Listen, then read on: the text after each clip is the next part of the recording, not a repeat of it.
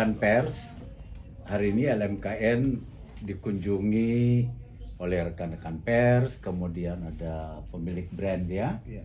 pemilik brand dari Ayu Ayu Ting Ting Karaoke. Ting Ting Karaoke. Kemudian kebetulan juga di sini hadir komisioner yang membidangi collecting dan distribusi, Pak Yesi Kurniawan dan Pak John Maukar. Kemudian ada koordinator pelaksana harian untuk collect sekaligus lawyer, Bung Handri Noya. Ya, kita sangat transparan ya, lembaga manajemen kolektif nasional ini tentunya apapun pertanyaannya, data pun kita berikan. Ini di dalam rangka pemberian edukasi kepada masyarakat dan juga terkhusus kepada para pengguna karya cipta lagu maupun pemilik hak cipta lagu maupun pemilik hak terkait sebuah lagu atau musik. Hak terkait itu ada penyanyi, ada pemusik, dan juga ada pemilik produser fonogram. Ini edukasi yang baik sekali. Jadi duduk soalnya sebetulnya apa dan bagaimana, nanti kita boleh menjelaskannya biar tuntas gitu. Iya, mungkin duduk soalnya dulu. Iya. Ya. Ya, jadi kemarin beberapa hari yang lalu kita punya outlet didatangi oleh penyanyi namanya Pak Usman, pencipta lagu juga. Dia tanyakan kenapa lagu kami ada di sini. Besoknya langsung kirim somasi. Terus saya bilang, dari pihak karaoke bilang kita melalui LMKN, regulasinya kita ikutin regulasi LMKN. Kita nggak mau bikin aturan sendiri, kita ikutin aturan yang berlaku yang sudah ditetapkan oleh pemerintah. Saya sudah info seperti itu, tapi langsung mereka respon, sebar di internet, di YouTube, di portal-portal berita. Jadi aku sebagai pemilik brand agak sedikit berpikir nih, maksudnya apa, tujuannya apa. Sedangkan setahu saya kita bertahun-tahun itu nggak pernah berhenti bayar, dan bisa dibilang kita nih karaoke paling banyak sumbangsinya ke teman-teman musisi di Indonesia. Kita buka lowongan kerja segala macam gitu. Mungkin sosialisasi LMKN ini yang banyak belum sampai ke teman-temannya. Dan teman-teman saya pun pencipta lagu, musisi banyak, termasuk saya juga dulu basicnya musisi, jadi paham betul lah. Nah tadi sudah tadi saya sudah ketemu sama teman-teman dari LMKN komisioner. Alhamdulillah LMKN luar biasa, jadi memang lembaga yang kredibilitasnya boleh lah. Jadi saya sudah dikasih gambaran jelas seperti apa. Memang aturannya, regulasinya kita harus ikutin regulasi yang ditetapkan. Kan nggak kebayang kalau misalkan semua penyanyi itu mensomasi, ratusan ribu penyanyi, mungkin karaoke nggak ada di Indonesia. Hotel nggak boleh setel lagu, restoran nggak boleh setel lagu, selesai. Jadi industri ini nggak hidup. Makanya dengan adanya LMKN, akhirnya ekosistemnya terbentuk dengan rapi. Nah makanya aku juga sempat kaget juga, kok tiba-tiba ada somasi datang. Gitu. Makanya aku tadi datang ke teman-teman komisioner, alhamdulillah disambut dengan baik.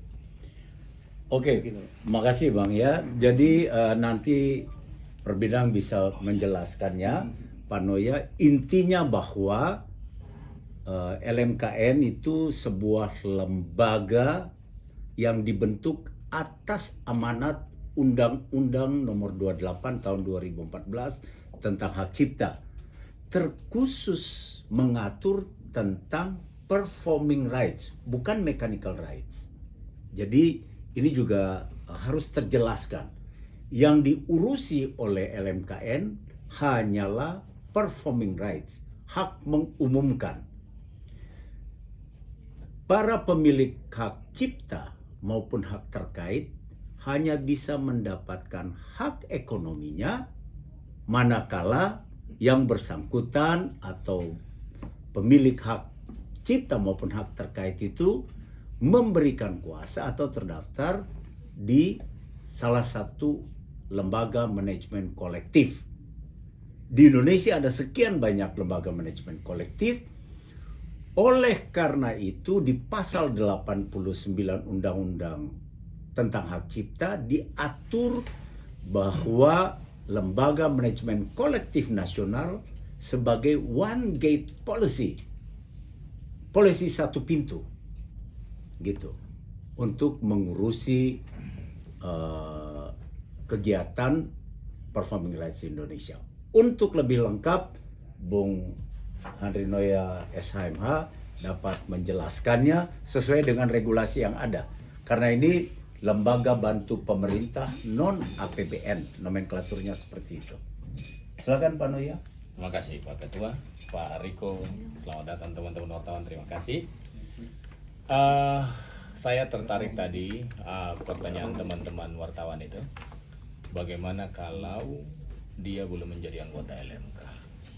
Sebelum menjawab itu, saya meneruskan apa yang disampaikan oleh Pak Dharma selaku Ketua LMKN. Jadi teman-teman sekalian, yang tadi sudah disampaikan oleh Pak Dharma, ada di dalam hak cipta itu ada dua hak yang timbul, hak moral dan hak ekonomi. LMKN sebagai lembaga bantu pemerintah non APBN yang dibentuk oleh Menteri berdasarkan Undang-Undang 28 tahun 2014 tentang hak cipta. Di dalam tata kelola royalti ada LMK dan LMKN. LMKN dibentuk oleh Menteri, LMK itu mendapat izin dari Menteri. Di dalam regulasi, di dalam Undang-Undang Hak Cipta mengatakan bahwa seseorang mau mengambil royalti atau mendapatkan hak ekonomi performing right harus mendaftarkan diri ke dalam sebuah lembaga manajemen kolektif.